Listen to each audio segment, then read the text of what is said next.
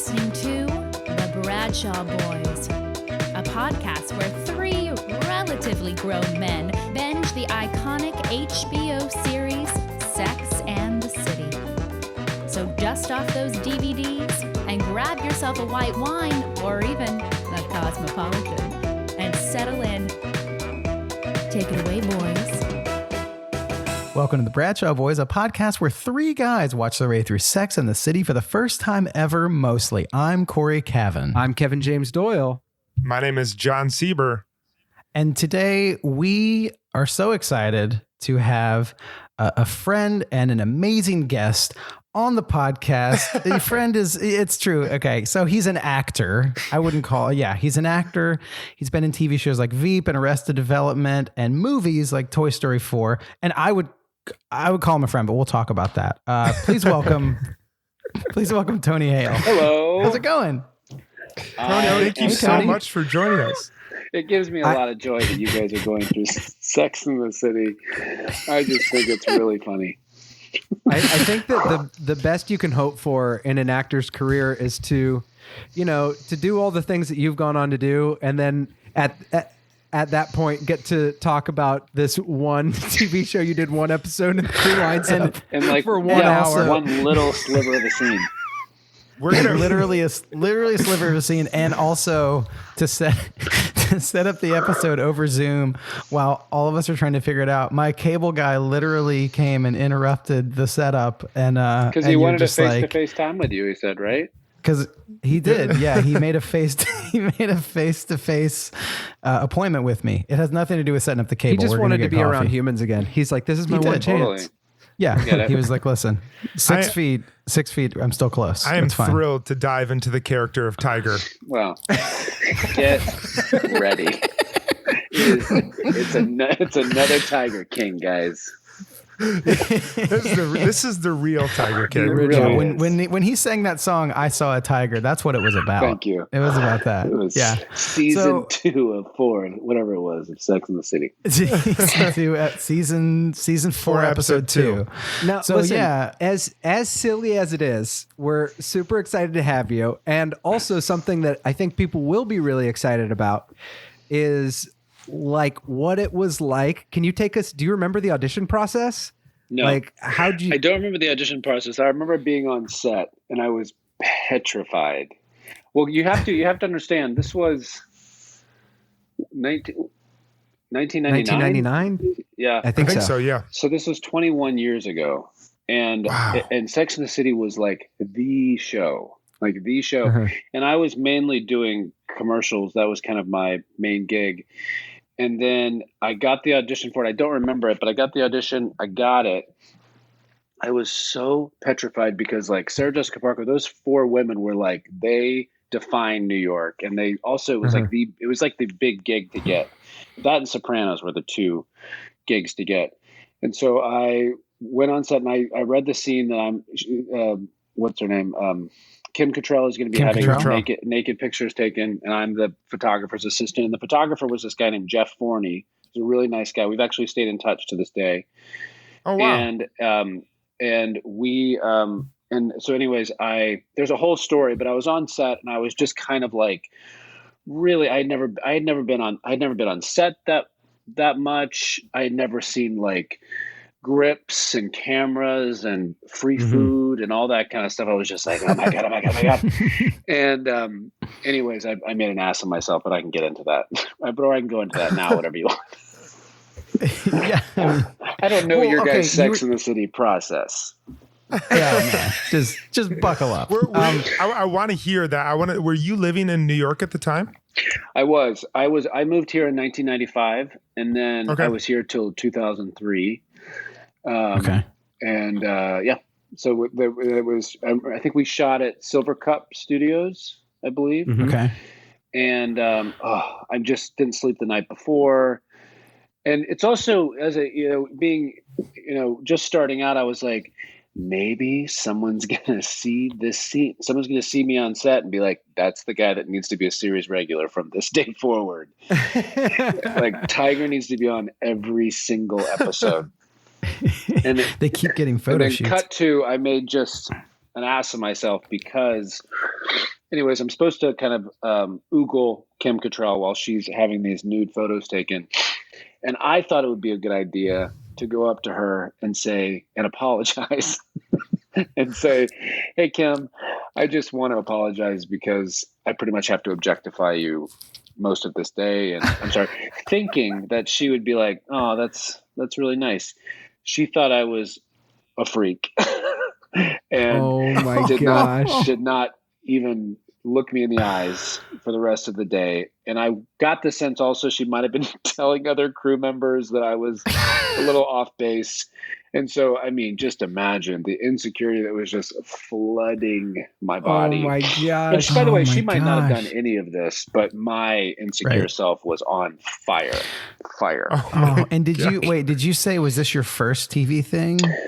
Or it was I mean, I did a little the same size role on The Sopranos in New York, but that might have been the same year, but I can't remember whether this was the first or that was the first. But it was a big deal. Did there happen to be any connection between the casting directors on getting Sex and the City and The Sopranos, or was that too totally like? Did they see Tiger and they're like, "We got to have you on The Sopranos"? Yeah, they saw Tiger and they're like, you know what, this guy needs to play a nurse oncologist on The Sopranos.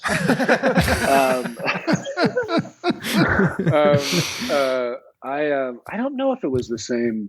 I actually don't even know who the casting. I don't remember any. I blocked most of New York out, but And then you told James Gandolfini, you're like, I'm sorry, I was oogling you this entire time. Exactly. He's like, what the fuck are you talking about? Yeah, exactly. I was a nurse practitioner who was giving chemo to Uncle Junior. That storyline. Oh yeah. And I remember I had to put the needle not in his arm, but I had to look like I was putting a needle in his arm, and I was shaking so bad. And I remember thinking, a viewer is going to be like, who hires a nurse oncologist who is shaking, putting a needle into somebody's arm for chemo? It was awful. I have a question, an actory question, I guess, which is those are like two examples that you're like super nervous, and your roles on Arrested Development and Veep are like kind of quintessential, wrapped with nervousness people. Yeah. But just talking to you already, like you seem like a chill, normal, like you're not Buster right now, but is there a connection between like those characters and what your natural disposition is? Yeah. I've struggled with anxiety most of my life. And so and way years ago, and they kind of still do, my nerves manifested with acting in my hands. I would start shaking. Some people kind of get their pits get sweat or whatever. Mine, I would just shake. And so I would, even doing theater back in New York, I would have to have, if I was carrying something, I would have to put weight in the cup, or if I was doing an audition, I'd have to have something behind the sheet because I knew my hands would shake. But to your point, a lot of my anxiety it was very easy to get into Buster and Gary, and I do codependency, anxiety, and emasculation really well. It's a forte of mine. Yeah. So, all right. So this episode, actually, this is one of our first rewatches we've ever done because this went down when we did a poll with our listeners. This was their up through season 4. This was the #1 favorite episode of all time. Well, guys, Tiger. I mean, I don't even know why you had to discover that. It was, and a lot of people thought it had to do with the fashion element. A lot of people thought it had to do with, no, it was all Tiger. No. It was all Tiger. It was the cap backwards, the big fat chin, the wide-eyed, stupid look. That did it. Did you watch the episode when it came out? Was that like an exciting? That must have been a really exciting thing for you to be a part of that show. That's exciting. So iconic, New York. Live in New York. Did you get together with friends and watch it? I'm sure I did. Again, I don't remember, but it was. I just was. Oh my God, that was such a big get, and so I told everybody.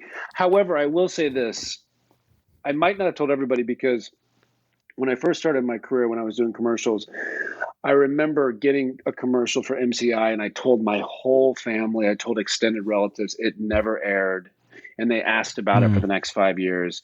I remember I was doing this bit on Conan where I was playing that guy from Shine. Remember that movie Shine? Jeffrey Rush. And I was doing a skit where I was playing Jeffrey Rush, and it was airing that night, and my whole family waited up, extended relatives. The skit got cut. It's like I might not have shared about Sex in the City and just kind of waited, but I was definitely beyond thrilled. Oh, I was so excited. That is so cool. Man. I was on a second date with a girl, and she invited me over because she was on Blue Bloods, and it was like her and all of her close friends, and I didn't know her that well. It was like a second date.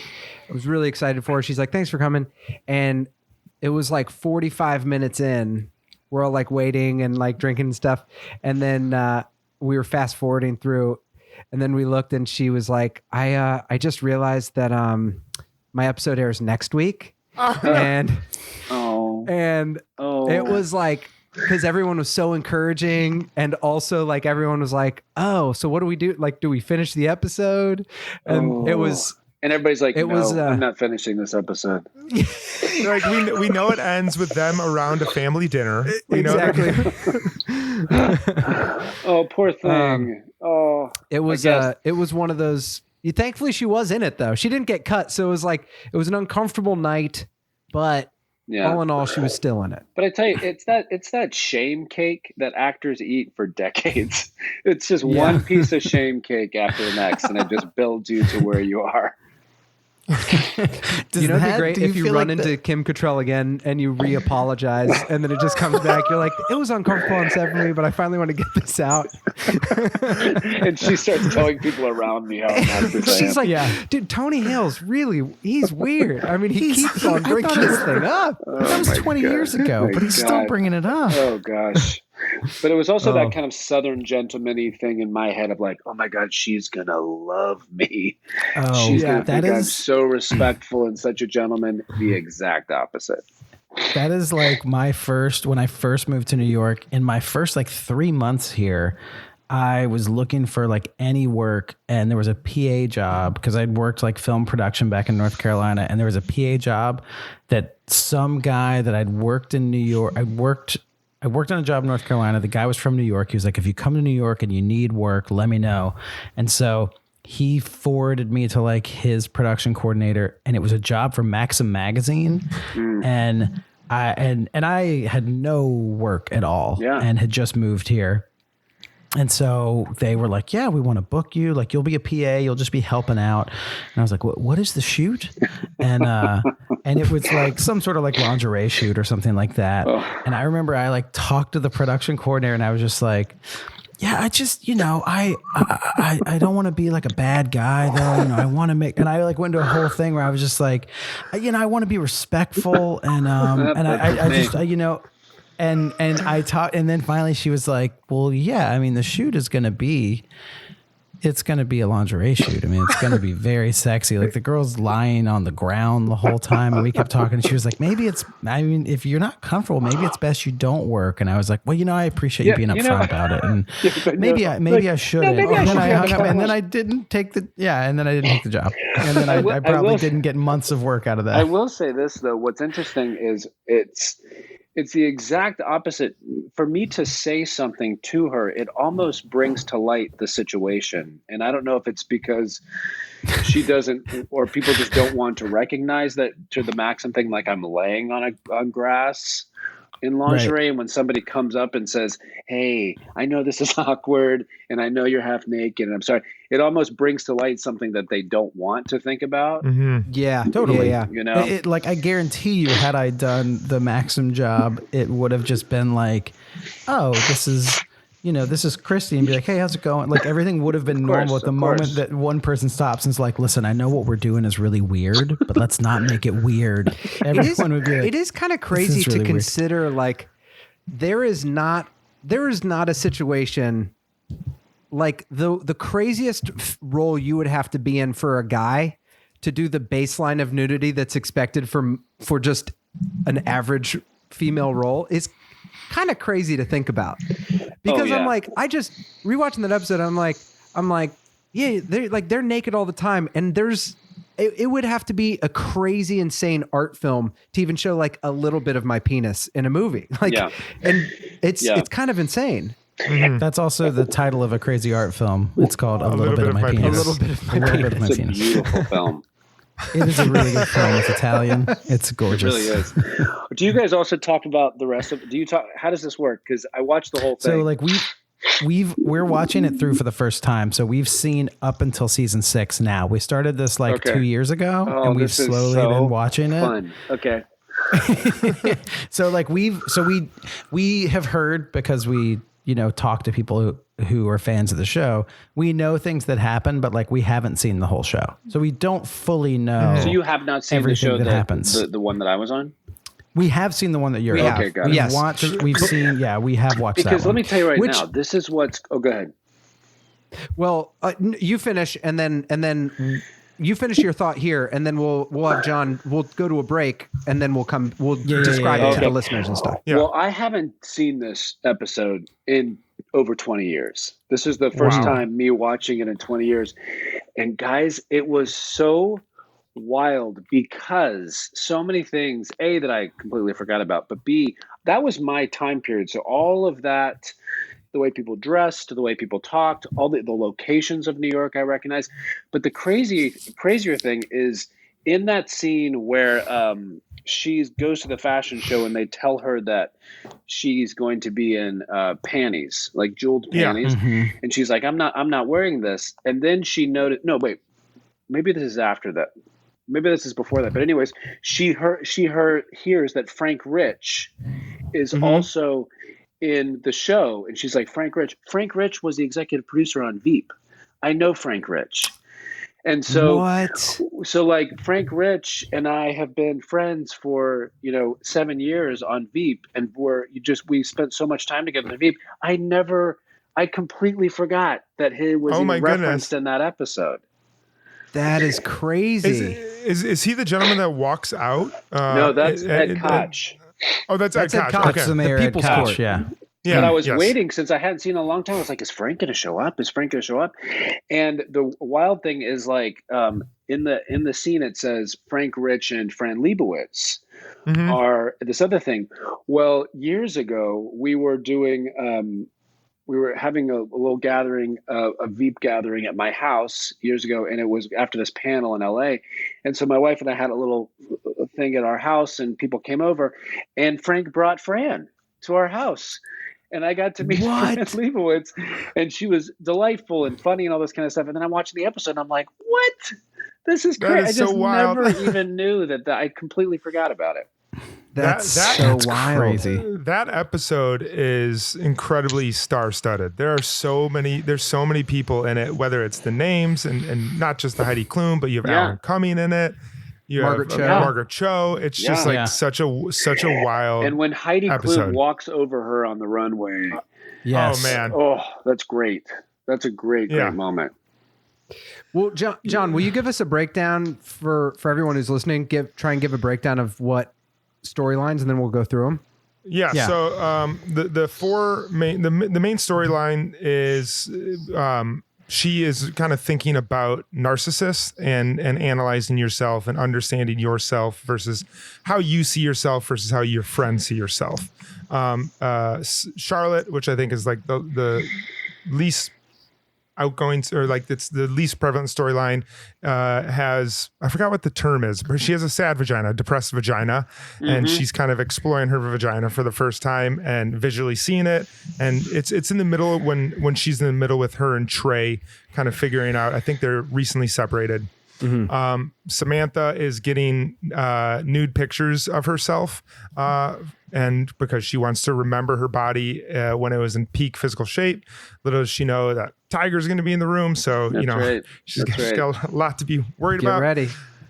Miranda is training for the marathon, and she goes on a date with a gentleman, and she feels a little bit insecure about herself, but he really makes her feel good about herself. And then he eventually says that you're a little too full of yourself. And then lastly, Carrie is invited. Carrie is the pretty dominant plot in this episode. She's invited to walk the runway at a New York style show in which there's both models and New York socialites that walk it. And she's wrestling with the fact on whether or not she's a model, if she can do this, and has a brief love affair with the photographer. But there's also a storyline with Stanford and Mario Cantone. Mario Cantone's character. So a lot of self-reflection and kind of understanding who you are versus how the world sees you in this episode. Yeah. It's a great episode. I will It's a say, huge like, episode. it really made, I was in such a fog and only watched myself. Speaking of narcissism in this episode, I probably didn't watch the whole episode, but it's a very well-written episode. Like it really makes me appreciate that writing. I honestly never really watched the show. I only watched my bit on it. Speaking of narcissism on Zoom, all I can stare is at myself. I'm just putting that out there as well. Oh yeah. I've done the same thing. But it's really, I mean, it really made me appreciate the writing because I just never, I never noticed that. We've mentioned this before, but when we started the podcast, none of us had seen the shows, like maybe one or two, but like we hadn't seen the series. And I think our take on it was going to be a little more like, remember the show?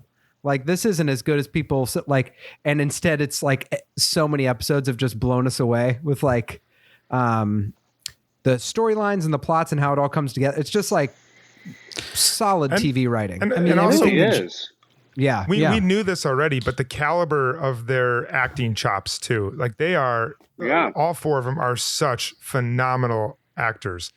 There's always a scene in an episode that just is insanely moving or hilarious or really good. They're all really great. And I think it's interesting that the way they kind of played with stuff where, Miranda is accused of being full of herself, but then what's her name? Kim Cattrall's character, Samantha, is super full of herself, and it's kind of praised that way. And Miranda's like the least full of herself, you know? Yeah.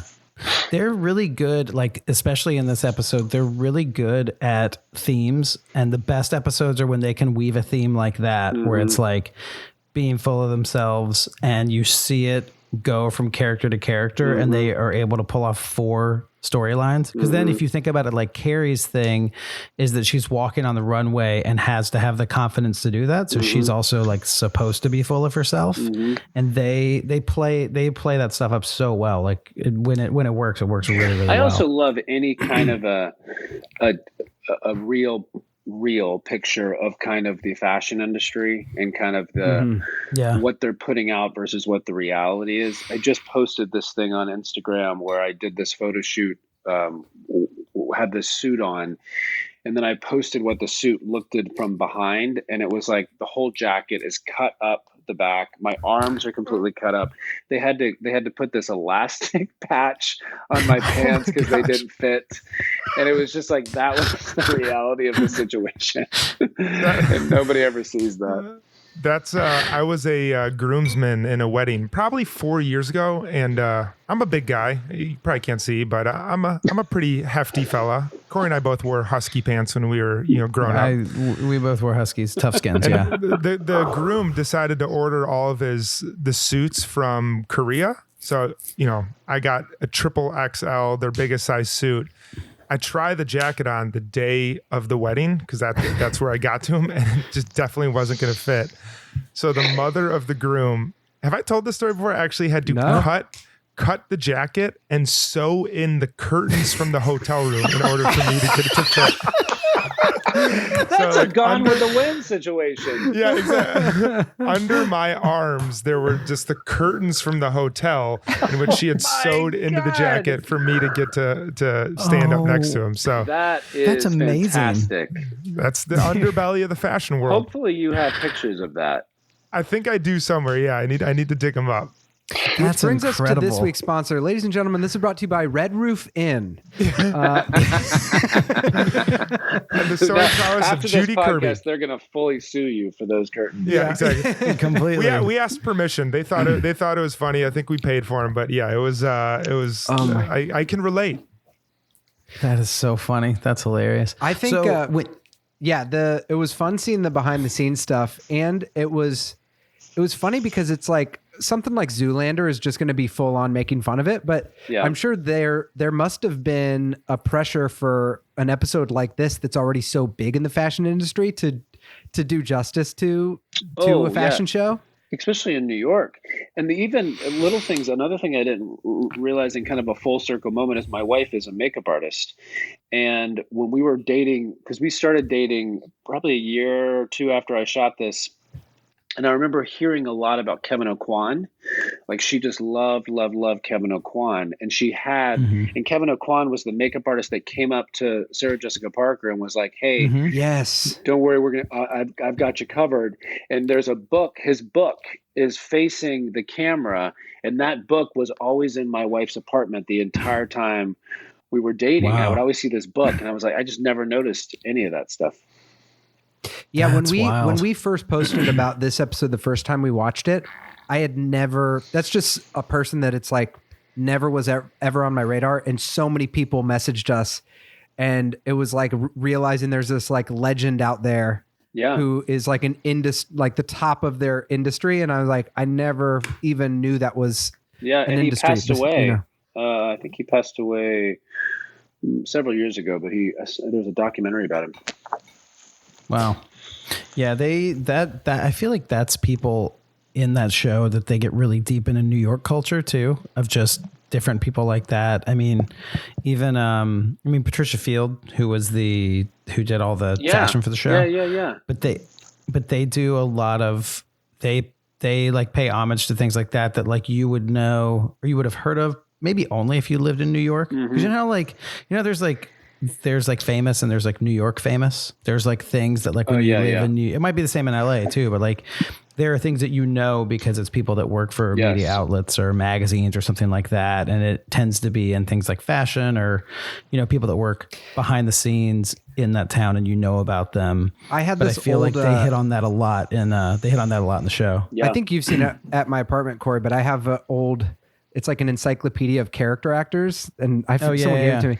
And there's like, they have different things next to them that are like, they give them little medals, and there's like a few character actors that they like give an award that like this person like made it out and became like the next level. And John C. Reilly was one, and Philip Seymour Hoffman, a few people.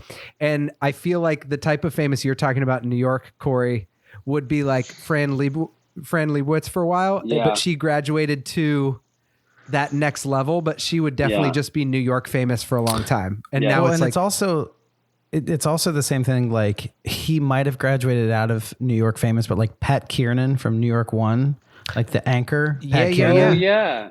You only like Pat Kiernan is like a legend. And like I was listening to the new Beastie Boys book. They have like an audiobook version and they have different things read by different people from around New York. And Pat Kiernan reads a chapter.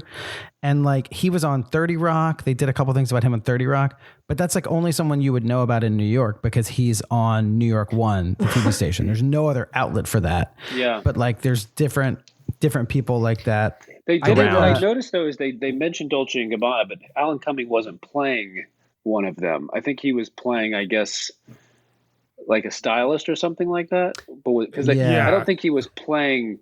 I didn't get the sense that they were playing the actual designers. I don't think so. That's the sense I got as well. I think he was just one of the stylists. Yeah. Would Alan Cumming, was it confusing? Because he was already in like, he was already the Bond villain by that point. I think he was the Bond villain in GoldenEye, was it? Mm-hmm. But I mean, I wonder if you're watching that, if you're like, is that Alan Cumming or is he playing? Because there were some people playing themselves and then there were some people that were actors. So I wonder if he was big enough at that time to be like, wait, is that Alan Cumming playing Alan Cumming? Yeah. I think he had done Cabaret in New York. Okay. I remember being in New York during that time period and he was doing Cabaret and it was like a huge deal when he did it. Yeah. But he was definitely big enough to like play himself, but he wasn't playing himself there. Yeah. Yeah.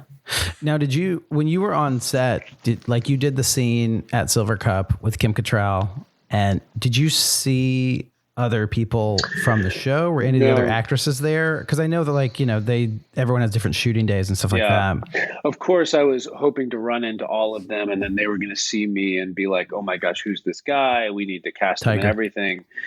none of that happened. But I just saw Kim, and then Jeff and I, the photographer, I remember I remember exactly what our trailer looked like. It was one of those honey wagons where there's like 10 different rooms. And I had my little closet of a room, and then there was like a curtain separating. It was like it felt like a prison thing because I had a little toilet, and then I had a little bench, and then there was a curtain separating my room with Jeff's room.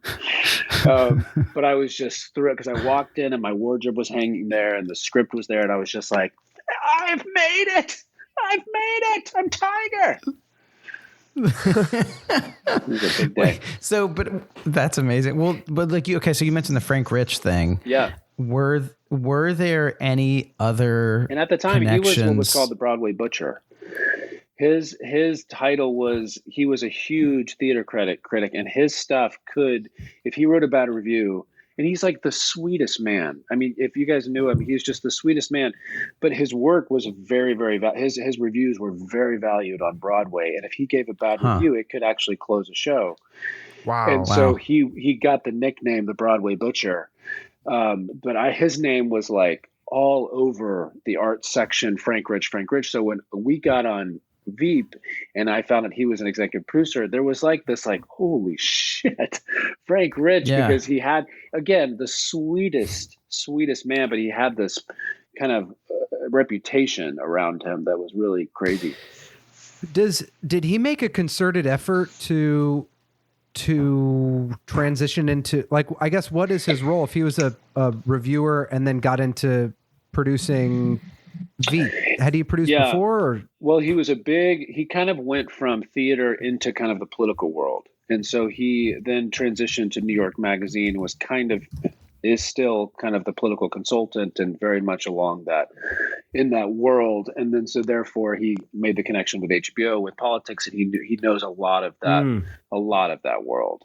And his son is Simon Rich, who wrote on SNL, right? Is that true? Yeah. Well, his grandson is Richie Rich, of course. His grandson's Richie Rich. That's right. The super rich Who's now child. 60, which is weird. Yeah. It's weird, but he still looks like a kid. Yeah, that's okay. That's okay. He still makes it rain. Yeah. Yeah. Wait, but with the Frank Rich thing, was there anybody else from like that episode, or were there any other connections of anyone later on, like even people you didn't necessarily meet that, or like, because you didn't, like Frank Rich was in the episode and then you knew, but like, was there ever like a run-in with Margaret Cho later? Anyone, since it's like such a star-studded episode, was there anyone else like from your time as a young actor then? I wish I had seen it much earlier, like years ago, because a lot of these people, like, I think I did some, like, I think they brought back Laugh-In on Netflix and she was there.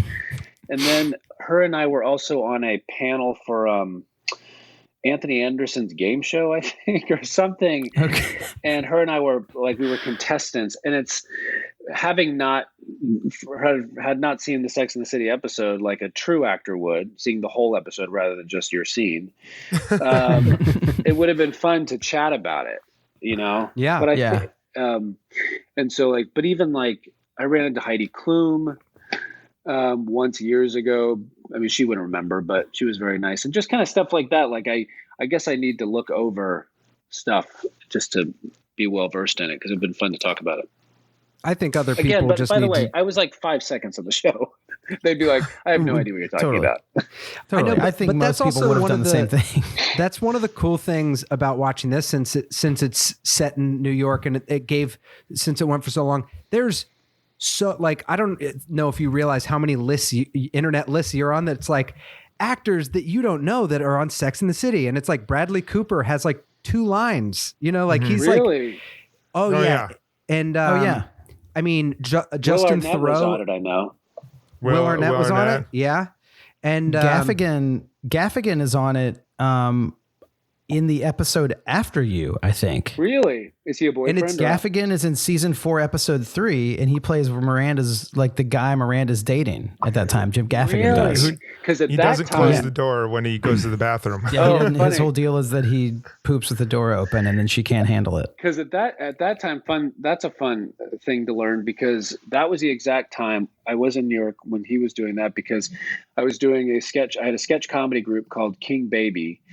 And his wife, Jeannie, was in the sketch group with me. And I remember when they started dating. And then years later, anyways, they obviously got married and stuff like that. But his album was called King Baby. And he asked us if it would be okay if he named his album after our sketch group. We were like, sure. That's so funny. So cool. Corey told me the other day about that connection. He was like, yeah, he used to do a sketch group called King Baby. And I told him, I was like, Gaffigan has a special name, King Baby. So we did, we put all that together without us even knowing the story. There's a fair amount of King Baby graffiti in Brooklyn right now. There's a mailbox like 10 blocks away from me that has a huge King Baby graffiti on it. I promise you it has nothing to do with the sketch group, but everything to do with Gaffigan stuff. Where did you perform with your sketch group? We would perform at the Lambs Theater on 43rd Street. This was before it was turned into a hotel, which it is now. This is years ago when it was kind of a shelter, there had a housing situation for those not homeless, but kind of those who were looking for housing, who were kind of having a tough time. They had this theater. It was a church. And so, but then I think a hotel took it over and stuff. Yeah. Okay. I have a question about, I'm glad that you watched the episode and you lived in New York during 1999. After watching the episode, was there anything other than the people that really struck a chord that felt very New Yorkish? Was there anything in the episode that they nailed New York wise? Like the diner that they ate in or the club that they went in the beginning? That diner, I want to say was, because I remember walking by that diner. If it's the same diner, I think it was below Union Square on Broadway. I believe it was. Because I remember the silver tables. And I guess, did they use that diner a lot? Is that the... the one I don't think it's this one, but there was a diner on Houston and Silver Spurs, Houston and something Houston like that. And, Bleecker or something. No, they don't. No, it's anyway there. I don't. It's a weird street, but it's like it's like an organic ice cream shop now. But they use Silver Spurs in a lot of them, and I was trying to see if that was it, but I don't think it was. I will say what I appreciate is that the apartment sizes were realistic. I remember watching the show, and I was like, yeah, these are realistic. I mean, because Charlotte was obviously wealthier, I guess, because she was her husband. Right. But like Sarah Jessica Parker's character, Miranda, it was realistic New York apartments, which I think it was a huge success for the show because people could relate to that in New York at least. Yeah. Because that was like in Friends. Everyone always talk about the Friends apartment was like this giant open set that was nothing like a real New York apartment. Yes. And they'll have lines in Friends every once in a while that's like, it's rent stabilized, but even people that have rent stabilized apartments from 1850 are like, no, that's not like, no, I can't afford that. Yeah. But totally. there was a lot of, I think watching it was very just, I mainly just had the wave of like how being in New York, how massive that show was. Like it was just, and every single actor in New York wanted to get on it. So for someone like me, even though I had 2 lines, it was that resume credit you wanted. It was kind of like a Law and Order credit, where it was like you could get that TV credit, and I want to say, I got my SAG card somewhere else, but there was definitely like, even those 2 lines, it was like, okay, I got a Sex and the City credit. I'm excited about that. Yeah. Did it feel like after you got that credit, was there anything that like, did it get you acting respect from people where they're like, oh, Sex and the City, or like, oh, I saw your episode? I think I probably thought it did. But I don't think it did at all. And it's also one of those things like, getting this can lead to this. It's like, it's all such a crapshoot, and you realize just how it's just the grace. It's all just grace that I'm even able to be working, because there's no ladder in this business. There's just for us, just like as a fun little inside joke here, next time you're doing like some big interview, if someone's like, just take us through what happened in your career, you're like, well, I played Tiger in Sex and the City. I got called to play Buster Bluth, and then after that, they just said, do you want to do Toy Story 4? Because that is the exact timeline. And Terry Gross will be like, I've never heard, what is Tiger from what? The best though is doing that little bit. I remember specifically because this was years ago, before the digital age, where you had to go to a certain editor to get a VHS tape for your reel. And I remember like, make the most of this Tiger clip. Like, just that sense of like, if you have to extend the shot, if you have to like zoom in, make this the highlight. Play it back in slow-mo. Yeah, exactly. I will say it is a really funny clip. You do a incredible job in that clip. Well, you kind of look down, kind. and then when the camera goes off, it kind of startles you a little bit. It's a great clip. If you could know what was happening internally in my body, I was doing it, and then once they would say cut, there was just that sense of like, how you mumble, you're like, I could do this one. Whereas like everybody else is like, can we move on? I'm like, well, maybe I can give this reaction. It's just like all that just stupid ass stuff. That's so funny. Wait, so when you shot, because like the way it actually goes, when they shot the close-ups on you, what were you reacting to? Because I doubt like they just have Kim Cattrall standing there still naked. Do you remember? I mean, I know this is 20 years ago. I don't remember. I'm sure when they were doing us, I'm sure she put on robe. Actually, she might not have even been there. I can't remember, but I'm sure she was. Actually, I'm sure she was. But I'm sure she put on a robe and things like that. Yeah. And I don't even think we were there they probably pulled us away. I don't remember. They probably pulled us away too when she did her really kind of revealing shot. Yeah. No, I just realized, learned I can delete myself, so I don't have to stare at myself. In the Zoom? 35 minutes later. Okay, that's funny. I deleted all of you, so I'm only looking at myself. Great, that's what I'm doing the whole time. Yeah, it's great. I have to say one of the more emotionally like well played and sad moments was what's his name? Willie Garson's character. Oh yeah. Stanford Blast. Stanford being so excited because there's so many little like romantic letdowns that he gets in the show. Yeah, I was going to mention that. That was I completely forgot about that. But again, I've clearly never seen the show. Yeah. But that was actually very heart-wrenching because you just also, I don't remember Mario's character's name, but Anthony. Anthony. Just how much of a douchebag. Like to this other guy, like at least fake kindness. But again, that's the TV world. But you're just kind of like, oh, I hope people aren't that mean because man, that's rough. Well, there's another episode where Stanford gets really excited about a date he's going to go on, and this is the pre-internet dating. Like I think it's an actual blind date, and the guy walks up to him on the street and is just like, no, and walks away. And I was like. I guess when I watched it this time, and I think we're more from processing the episodes so much. Like I think we're almost more invested in some of the character arcs than maybe even some of the writers are at times. But I was like, I think when we first saw it, we're like, oh, that's funny. And I watched this time, and I'm like, man, Stanford just really gets it from all angles. He just took it on the chin so hard. Yeah. And I felt so bad for him. I'm like. It's also not everyone can be Ed Harris. It's also not a full circle moment for him because if you remember in the bar, he says to her, "Hey, you are a model. Like you can do this." Da da da. And then she ends up doing it, and then she says to him, "Hey, you really can succeed. You're more than this." And then he ends up getting rejected. Yeah. Yeah, that's true. It's like he gets built up and then taken back down right away. Yeah. And the writers are like, this just goes to show you, if you put yourself out there, it's not always going to go great. Yeah. Listen, we want to bring up the reality of that things can be hard in this world. You know, life's not fair. I don't know. Did you not get the theme? Life's not fair. Come on. That's what it's about. I want to know where, when you guys were thinking of a podcast, how this came up. Oh, so it's a story we've told before. So like we had all known each other and we were all friends and we had different experiences with the show. I had seen like a few episodes through a girl that I dated.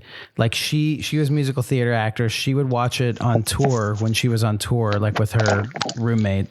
And then, so she had the DVD, so she would watch it. So I had like seen it with her a little bit. And then like years later, cause I like shows about New York, when it was just like, I wanted to like chill, I would turn on a show about New York and I'd be like, oh, I'd watch one of those episodes that like we had watched or whatever, you know, and like I'd watch that or bored us. So like, that was my experience. John's experience was sort of similar to that. Yeah.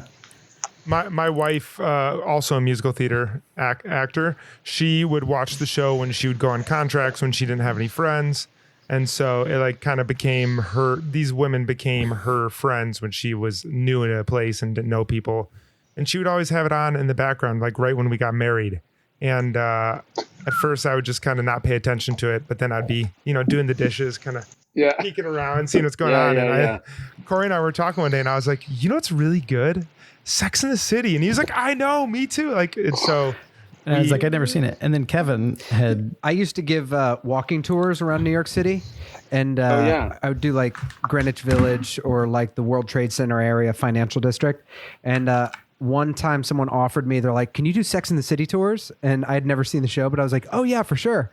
So I got the script for the tour and I memorized all the sites and stuff, but I had never seen an episode. And I just started giving Sex in the City walking tours around the West Village for like 4 months. And about... Oh, wow.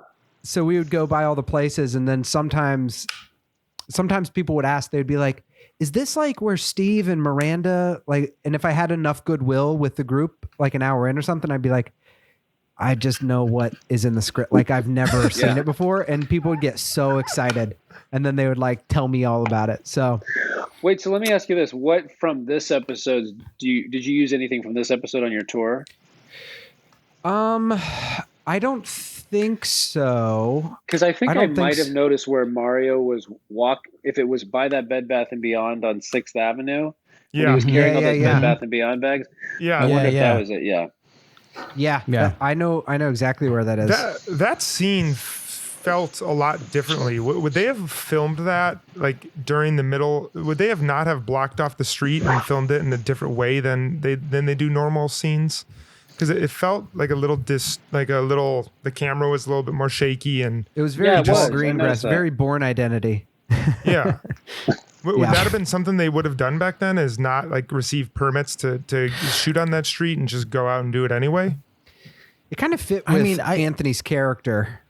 Yeah, I also think like I know they would have had permits, but they did say that when they were shooting this, and Tony, like you might know this, but like they were saying like they were one of the first shows to shoot on the street in New York and like just shoot out in New York and without using sets. Like Seinfeld, you know, shot in LA and used fake exteriors and stuff, but they said they were one of the first ones to do that. So it might have just been that they were such an early show to do that. And maybe that's why it was like that. I mean, I guess Law and Order probably did it all the time too. Yeah. I have a question. In addition to this, if you could name, if you were living in Wisconsin and you were having massive New York nostalgia, in addition to this show, what would be the other show you would watch to reminisce? Oh man, that is a great question. Like New York, I have two. I'll start. I have two. One would be the show Bored to Death. Yeah. Which, did you ever see that? Jason Schwartzman and Zach Galifianakis, Ted Danson. Because Bored to Death is all in Brooklyn, and we all three of us live in Brooklyn, and there's so many scenes that are by my old apartment right off of Bergen Street, and that's one of those shows that in Sex and the City would maybe be like this for you. Bored to Death is one of those where you go around and you're like, oh my gosh, that's everything from like 2010 in Brooklyn, like 10 years ago. I'd say either that one or Flight of the Conchords. Because Flight of the Conchords came out. Flight of the Conchords came out the month that I moved to New York City in 2015. 5, I think, and it's all like Lower East Side, New York, and it's all these comedy actors back then. Yes, that people didn't really know. It's like Todd Aziz Berry is in it. Todd Berry. Yeah, Aziz is Eugene the fruit Merman, guy. Kristen Shaw. Yeah, he's the fruit guy. So those are mine. Oh, I like that. I would What say about y'all? mine. I have not rewatched a single episode, but I remember. I think it was because when I first moved here, and I was like, some episodes are similar to like actual life. But I watched Girls as it was on week to week. Oh, and yeah. that was like, it was a huge. I don't know that like after season 1, I think it got sucked so quickly into people hate watching it, and there was so much negativity around the way people covered it. Yes. And I just remember always being like, I don't know, I like this show. And yeah, that started when Veep started. We Oh, were really? around. We were around the same time as we watched it a lot. It's a really, really good show. Yeah. Yeah. What about you? I'll be a little bit different. It's funny. I actually just watched the movie Squid and the Whale. I know it's not a TV show, but it's filmed. It's filmed in Park Slope, right where a lot of us live. So there was a lot of fun kind of seeing where they are in that movie, which filmed several years ago and set, I think, in the 80s, but still. Yeah. It really is a rush of nostalgia when you see something like that you resonate with so strongly personally. Yeah. What about you? I think that I'm actually going to watch those now because I don't know. I don't really have one. I don't really have. I mean, I don't really watch. I'm that guy that don't watch a ton of it TV, but like when I see this, I'm like, oh, I need to rewatch that because I feel like I haven't seen all Flight of the Conchords all the way through. Yeah. Stuff I've seen a lot of episodes of Girls, but I haven't seen them all the way through. Like I haven't seen 30 Rock all the way through, and my wife worked on SNL. Yeah. And so I just really that kind of stuff I want to binge and just do it. 30 Rock is so good. When you lived in New York, where did you live, and what would be one, not show you watch, but what's one thing that you miss about New York City? I miss the accessibility. I miss the accessibility of it. Like LA is very spread out. It's really tough to connect to people.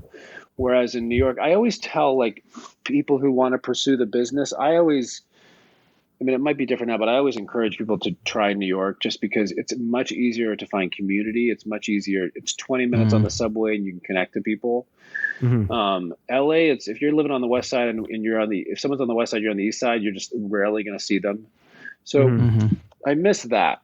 I think there was always something going on, but I was also in my 20s and 30s. So it's like, I didn't have a family. So it was just like one party to the next, but I just remember that it was really easy to connect to people. Yeah. Yeah. Is there you've been in LA for a while. Do you get that same nostalgia? Would there be like an LA show? If you were like, we moved to another place outside of Los Angeles, is there a show or even a movie? Because there's so many movies set in LA. Yeah. I love that I asked the question and I don't have an answer for any of that. I do that all the time. I can't think of one. I can't think of one. I'm sure there's a ton. I was trying to think. I was like, maybe Mulholland Drive. What if I was like Boulevard? Veep? I'll watch Veep. It's Veep. You're like, that reminds me of my time in LA because that was a really good show for me because I was one of the stars. And I just remember a lot of those times. I remember the craft service. I remember the stage. So sad. Well, we can't thank you enough for coming on to do this. It really means a lot. Thanks so much. I love you're doing this, and it was encouraging to me. I want to watch the show again because it really was this rush of nostalgia that made me really miss New York and appreciate the show that I didn't really appreciate much. I mean, it's a great show. It's a fantastic show. It really is a great show. Yeah. Do we do a Cosmo rating for the rewatches? Oh yeah, we should do one. So go ahead, Cory. Well, so we do a thing for every episode called the Cosmo rating, the Cosmopolitan, the drink that they all drink. So we rate every episode from 1 to 5 Cosmos, and you can use half and quarter Cosmos. Like bad episode gets like 2 Cosmos, great episode gets 5. 5's the highest. So I don't remember what we gave it on our first watch, but I'm pretty sure I gave this a 5. This was one of my few 5s I gave, I think. Well, so on the rewatch, so we'll pick what we give it. We'll go ahead, we can re-rate it for ourselves, I think. Yeah. But you can think about it if you want to think about what you would give it. I think I know my answer, because I would say this might sound a little harsh, but I would give it a 4.5, because it's one of my pet peeves in watching a show is when something feels liney, where someone's shouting out just well-written lines. And I felt, even though it's incredibly well written and very funny and very well acted, there was a couple of times I was like, yeah, that just sounds like someone reciting a really, really smart line rather than the way somebody talks. Yeah. Tony, I feel like you would dock this series many Cosmos. That is how the whole show feels. But I think you're absolutely right. But very fun and stuff. But it's like, there were times it really felt organic. And then sometimes I was like, yeah, that's just someone like giving a really good line. Totally. Yeah. Whenever the gals get themselves in like at a baseball game or anything that has just like very easy puns, it just becomes like just a pun machine of just being like, sticks and balls. I'd hit the ball. Blah, blah, blah. Like it's just, it's like. Yeah. Now keep in mind, I was on Arrested Development, which was like one quirky, weird pun, weird line after the next. So it's like, I'm as guilty of it as ever. I mean, not that Mitch Hurwitz thing, but it's like, my character was like pretty much a cartoon character. So it's like, I can't, there wasn't much organic about Buster Bluth. So I'm guilty of it myself. We did have, Kevin, a loose seal question on Instagram. Do you remember what it was? I remember that. I feel like we need to ask it. Oh, did we? Okay, hold on. There was a question. Yeah. It was, if you pull up the post that we put up a post on our Instagram that we're going to be talking to Tony Hale tonight, and we asked if anyone had any questions, and there was an Arrested Development forward question. I believe it's one of the first someone comments just said, on there. I always hated that they shot Samantha on medium format film, but the contract sheet said 35 millimeter. I blame Tiger. I was thinking the same thing.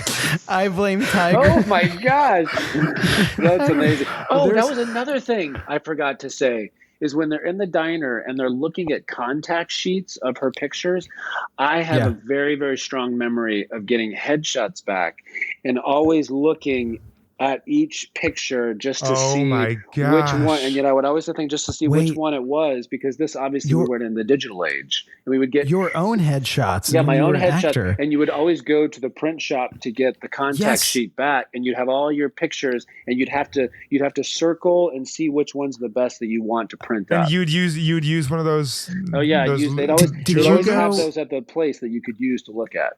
Oh my! Did you go to Reproductions? Was the place called Reproductions? Yes. That was like the place. And when we all moved here, it was like all switching to digital. Yes. But I remember they were like, you have to go to Reproductions. You have to like put in what package you want. And it was on, I want to say on like 39th Street, and it was on the second floor, and you'd walk in with just the smell of photo fluid, and you'd just get high stacks of photos, and everybody was really eager to get them, and then you'd mail them out, and the people would just throw them away. Oh, jeez. That's amazing. I think this is a great question to go out on. We got a really solid one here, which is Let's finish our Cosmo ratings real quick. Oh, yeah. Let's finish our Cosmo ratings. So Tony gave a 4.5. Yes. Very astute. I love this episode, and I think watching it through the second time, I loved it even more. There's also a ton of excitement knowing that we were going to get to talk to Tony and seeing his character. So I got to give this episode a 5. It was just so fun rewatching it. Yeah. Good.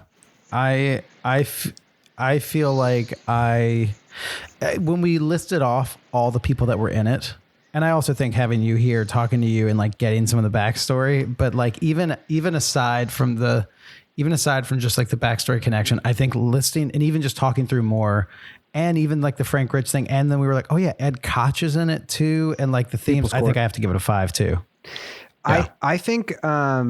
Especially since we started from the beginning, and this is one of our first rewatches, this still it holds up as like, there's sort of like a small outfit in the first season of being like, oh, we're just like hustling to get, and you can totally tell from watching this episode that this is when they got to flex their muscles and be like, we're superstars now. Like, my God, superstars. Season 4, they were the hit. Yeah. And you feel it. And And so I'm gonna keep with my previous rating from the last time, and I'm gonna give it 5 Cosmos. And I want to ask, we can all work on this together.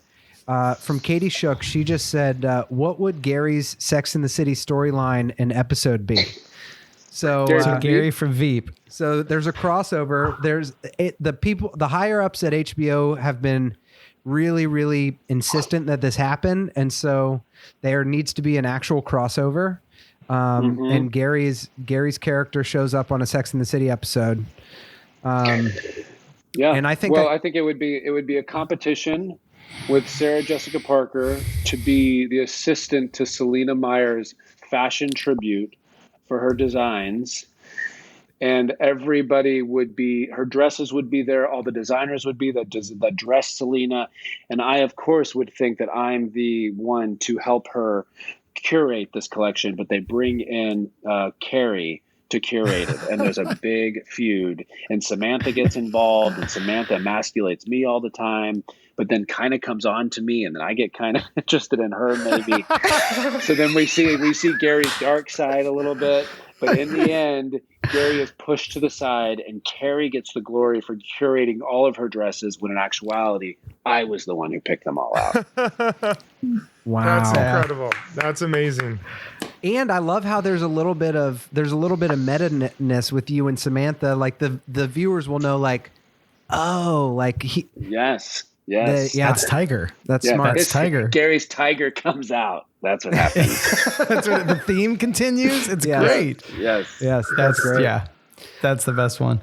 Well, Tony, thank you so much, man. Guys, Thank you. Thanks for having me. So fun. I love you're doing this. You have a new listener. Awesome. Well, thank you, everybody. Please go rate and review 5 Cosmos. And if we were too liney, you can give us 4.5. You know, but now I feel bad. Now Patrick King is gonna be like, too liney. What the hell is he about? But awesome, thanks, and we'll see you next time, Tony. everybody. Thanks, guys. Thank you guys. so much. The Bradshaw Boys stars Cory Cavin, Jon Sieber, and Kevin James Doyle. The show is produced by Jeremy L. Balon. For more information on the guys, check out their website at bradshawboys.com, on social media at The Bradshaw Boys, and if you see them in the street, tip your glass.